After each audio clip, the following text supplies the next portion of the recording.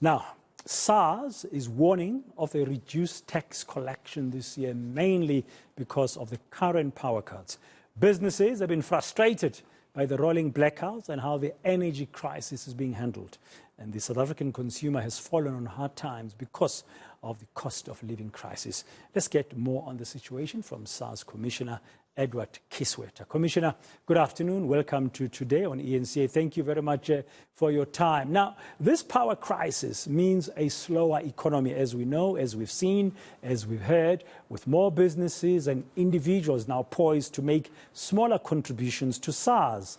The estimate, I guess, here is about 60 billion rand loss due to load shedding. How did you get to that? Well, thank you, Dan. Good afternoon.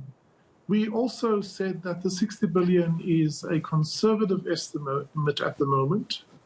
So let me give you a few references. The first is that the CSI has reported that we have, in the year that is past, 2022, we have not generated a total amount of 6,400 gigawatt hours, what they call underserved. If you translate that to the impact on the economy, we are talking of an economic impact of about 560 billion rand. That's a big number. And then if you do a very quick translation, we have a tax to GDP ratio of round about 25.4%, which means that about a quarter of the tax, or that the tax we collect represents about a quarter of the GDP growth. So if you take that through, we get to an amount of close to 150 billion rand. When we say we conservatively estimate 60 billion rand, what in fact we are saying is that it's a conservative estimate of what ultimately has been impacted to the fiscus. But more importantly, we also have added back some self-generation. People have brought in their own capacity, either through diesel generation or through building wind farms or solar panels.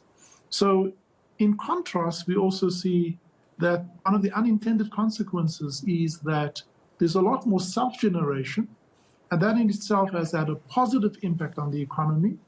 We see a significant increase in terms of imports of solar panels year on year, imports of lithium-ion batteries, as well as imports of inverters.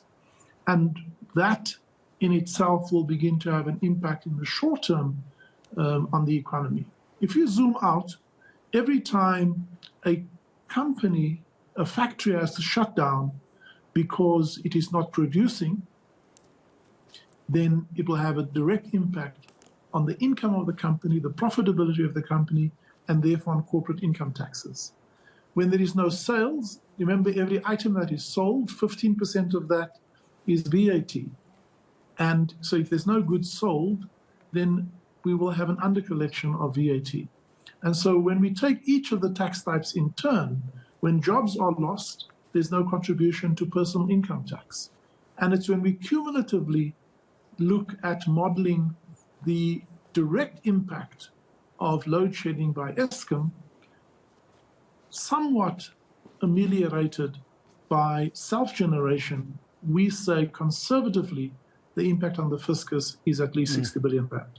Okay, but as you say, as companies make less money for the reasons you've just explained, that's one issue. But there is also this other problem, I understand, of people being tempted to withhold taxes, Commissioner. How do we deal with that?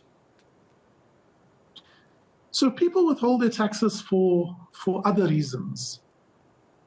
The first is obviously when people find themselves in hard economic times, it is far easier to hold onto your cash because of uncertainty, unknown. You may not know if you're going to lose your job. So just the general state of uncertainty that is brought about by a sluggish economy, low or no job growth, rising inflation, food prices especially, and energy prices for people, transport costs, makes people a lot more conservative, drives up some fear and anxiety, and then one of the casualties may be you do not pay your debt that is due to SARS.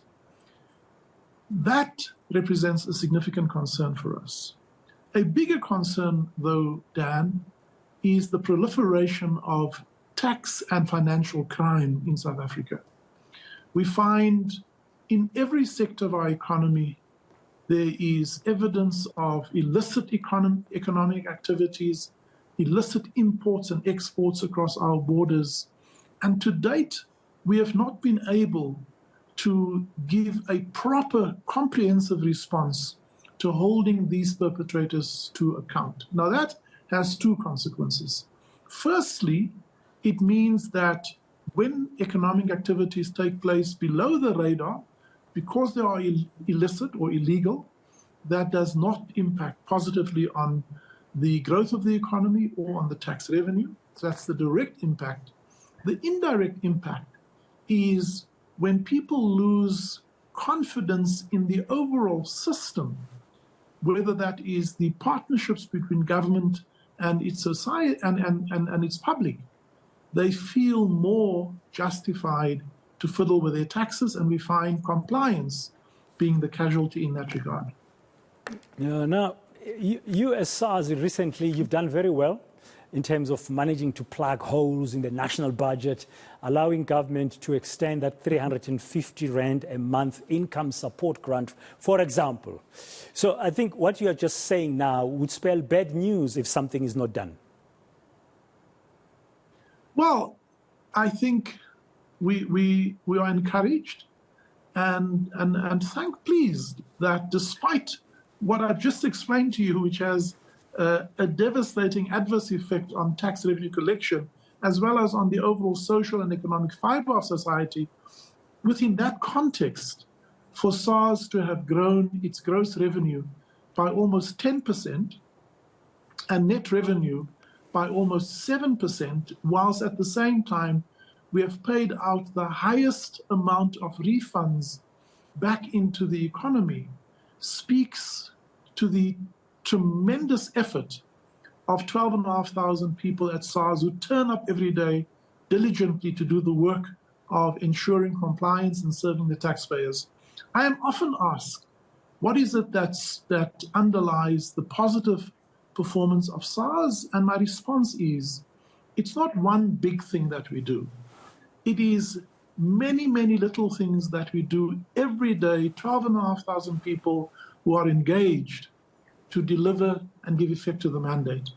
And we can break that down to the smallest granular activity, whether it is the resolution of one outstanding return, the verification of one assessment, the collection of outstanding debt, the resolution of a dispute.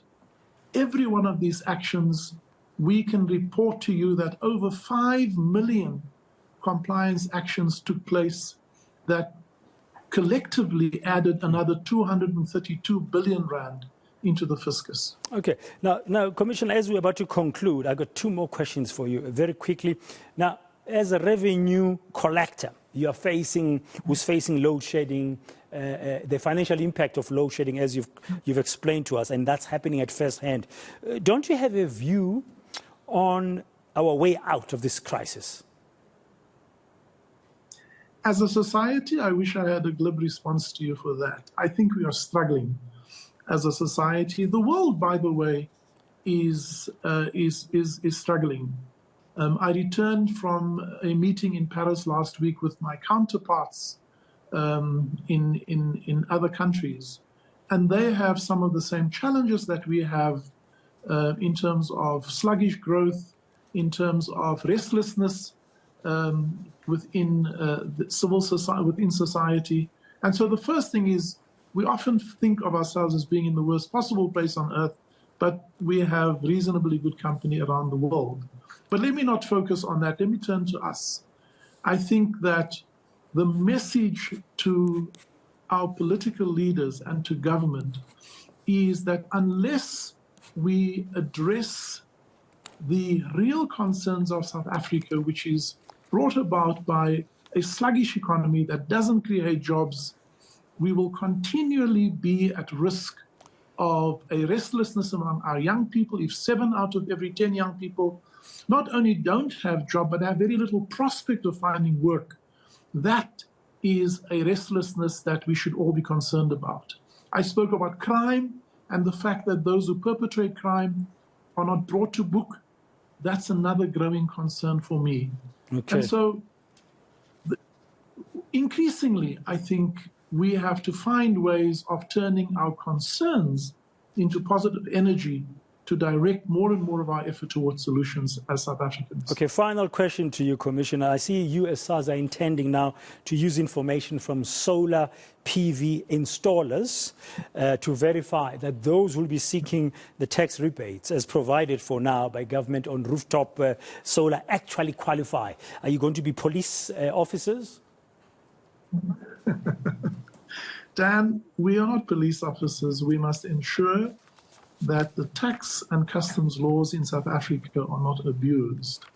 And so we have a range of activities from the verification of physical installations to the verification of what people declare as having expended and reconcile that so that when we finally pay your hard-earned tax money out to an individual or business as a tax refund, you are assured that SARS has acted in your best interest to pay those monies out only if it is due.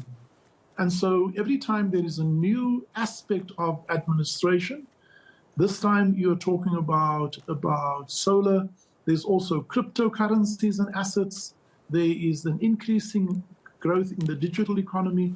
Each of these evolutions in society present a different challenge for us as a revenue administrator, which is why data science, artificial intelligence, and technology increasingly informs and builds an enabling environment so that we can give you the assurance that we have acted in your best interest to ensure that the right amount of money is collected and no unnecessary refund is returned to a taxpayer who may have fiddled with the system. Edward Kieswetter, the SARS Commissioner, thank you very much for your time this afternoon on Today here on eNCA.